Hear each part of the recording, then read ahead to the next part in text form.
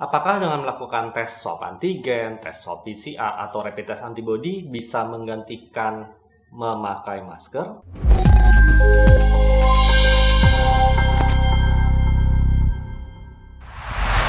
Halo teman-teman, selamat datang kembali di Rumah Sakit Cepat Waras.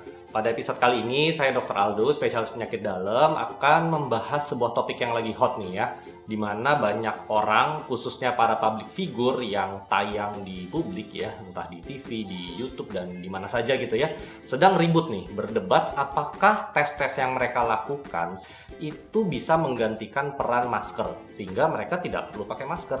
Ada dua hal penting yang saya mau sorot dari isu ini. Yang pertama adalah mengenai jarak 2 meter. Ada beberapa public figure yang meributkan nih ya. Kan saya sudah jaga jarak 2 meter. Mestinya aman dong, nggak usah pakai masker. Kecuali kalau misalnya memang nggak bisa jaga jarak, itu baru harus pakai masker. Yang nomor 2 yang mau saya sorot adalah kan sudah tes. Sebelum aktivitas, sebelum syuting segala macam sudah tes PCR, sudah tes swab antigen. Mestinya bisa diyakinkan dong bahwa yang beraktivitas di media itu semuanya aman, tidak mungkin kena COVID, sehingga tidak perlu pakai masker. Apakah benar begitu? Isu yang nomor 1 dulu ya. Jadi terkait jarak 2 meter, ini saya langsung sampaikan data ilmiah aja. Ini dari jurnal mengenai kesehatan masyarakat tahun 2020 pada saat sudah terjadi pandemi. Di sini jelas tertulis, jarak 2 meter itu ternyata belum tentu aman loh teman-teman. Kenapa? Para public figure itu kan mereka syuting rata-rata ruang tertutup dan ber-AC gitu ya, sirkulasi udaranya. Terserah deh, udah mau pakai air purifier kayak atau apa gitu kan. Apalagi kalau jumlah orang yang sedang syuting itu banyak, bisa saja dropletnya itu mengambang di udara atau bahkan terlontar jauh sekali kalau misalnya skripnya panjang segala macam. Sehingga kesimpulan dari penelitian ini adalah 2 meter itu direkomendasikan dengan tetap memakai masker. Bukannya kalau sudah 2 meter kita boleh melepas masker. Dan hati-hati kalau ruang tertutup, bahkan bisa dropletnya itu bertahan di sirkulasi udara selama beberapa jam. Jadi seolah-olah jadi kayak airborne gitu ya. Makanya kan tetap disarankan untuk tidak melakukan aktivitas di ruangan tertutup. Harus di tempat yang sirkulasi udaranya baik atau bahkan lebih baik lagi ruang terbuka. Inilah mengapa banyak tenaga kesehatan juga masih bisa kena tuh. Ya namanya juga mereka kerja di ruangan yang itu-itu aja, berjam-jam. Sekalipun sudah pakai N95 dan ruangannya sudah dibikin tekanan negatif, tapi yang namanya itu pasien ngumpul di situ ya. Itu ruangan rawat khusus COVID, banyak kamar, banyak pasien dalam satu kamar, terus perawatnya juga di situ-situ aja. Tetap ada resiko karena memang dropletnya itu bisa mengambang. Ini juga perhatian buat para tenaga kesehatan ya, jangan pernah lengah apalagi yang bertugas di ruang isolasi. Isu nomor 2 tentang tes yang dianggap sudah bisa menyatakan seseorang itu, oh ini pasti tidak ada COVID-nya. Saya terpaksa menampilkan gambar ini ya. Sebenarnya udah bosen sih, udah banyak episode saya tampilkan gambar ini. Kita lihat lagi deh dengan lebih detail dan seksama. COVID itu masa inkubasinya ya. Masa inkubasi itu adalah dari saat virus masuk sampai dia menimbulkan gejala pada orang tersebut. Itu sangat bervariasi. Kisarannya tuh mulai dari begitu masuk besoknya langsung gejala, jadi 0 ya, 0 hari langsung bergejala, sampai 2 minggu setelah virusnya masuk baru bergejala tuh ada. Jadi masa inkubasinya tuh panjang, 0 sampai 14 hari. Kalau ketularan dari orang A, mungkin virusnya jumlahnya mungkin lebih banyak, sehingga 3 hari udah bergejala. Kalau ketularannya dari orang yang lain lagi, mungkin jumlah virusnya lebih sedikit, ya, atau daya tahan tubuh orang yang lebih kuat, sehingga muncul gejalanya agak lebih lama karena virusnya butuh waktu lebih banyak untuk berkembang biak. Jadi sangat-sangat tidak bisa dipastikan kapan virus ini jumlahnya cukup sehingga bisa terdeteksi oleh tes PCR maupun tes swab antigen.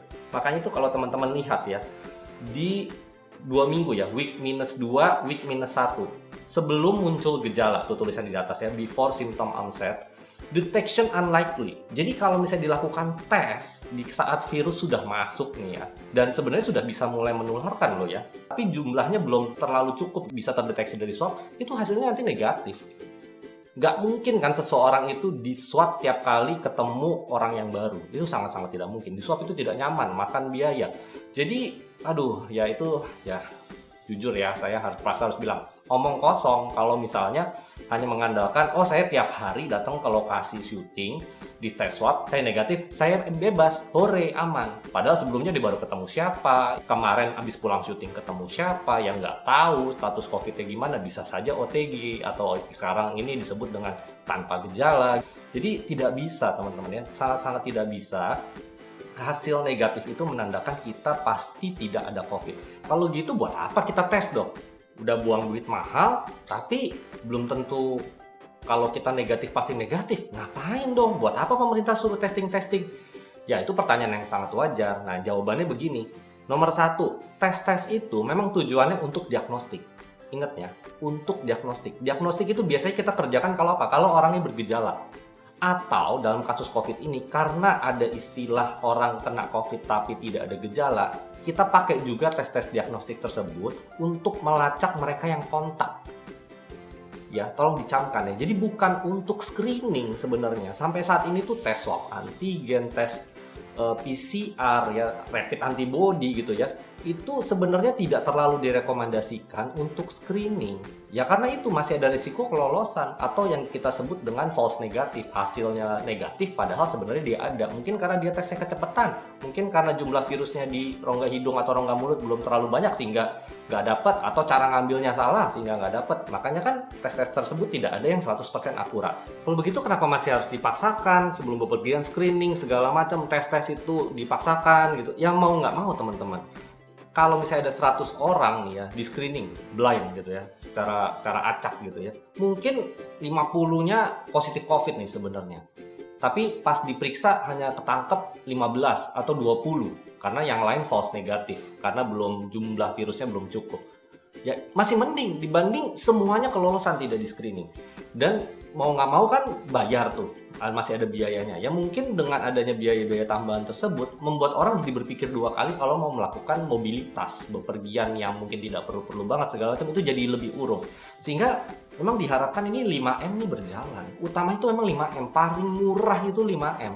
Pakai masker, jaga jarak, cuci tangan ya, membatasi mobilitas, menghindari kerumunan. Itu tinggal masalah dibiasakan saja. Nggak ada alasan deh pakai masker. Ngap nih dari tadi saya juga ngomong pakai masker terus kok, saya praktek berjam-jam pakai masker double lagi. Kalau saya sesak napas atau paru-paru saya terganggu karena oksigen jelek gitu ya karena pakai masker double-double, pasti tenaga kesehatan udah pada mati semua kayaknya. Udahlah, stoplah menyebarkan hoax-hoax yang salah dan menyesatkan. Sudah saatnya kita bersatu melaksanakan protokol kesehatan supaya nih COVID cepat pergi ya. Saya capek dan sedih melihat pasien berguguran satu persatu, keluarganya nangis-nangis. Coba teman-teman pikirkan kalau teman-teman mesti menghadapi itu hampir setiap hari. Sebagai kesimpulan, nomor 1, jarak 2 meter itu tetap harus dijaga dengan tetap memakai masker. Nomor 2, tes swab antigen, swab PCR maupun tes-tes apapun lah untuk COVID yang ada saat ini tidak bisa menggantikan peran protokol kesehatan. Dan tidak pernah saya capek mengingatkan, 5M itu harus dilaksanakan simultan, sekaligus semua bersamaan, tidak bisa setengah-setengah. Jaga jarak tapi nggak pakai masker, nggak bisa. Jadi saya cuma bisa berharap dan berdoa, khususnya bagi teman-teman public figure yang harus tampil di publik dan segala macam, dan semua orang lah yang menampilkan diri di media. Mudah-mudahan ada jalan tengahnya deh, supaya tetap terdisplay 5M-nya, dan mudah-mudahan nih displaynya karena merupakan bagian dari kebiasaan ya, bukan karena mau syuting gitu ya. Dan semoga tetap bisa tersampaikan gitu ya, inti cerita sinetronnya mungkin, atau isi podcastnya atau apapun gitu ya.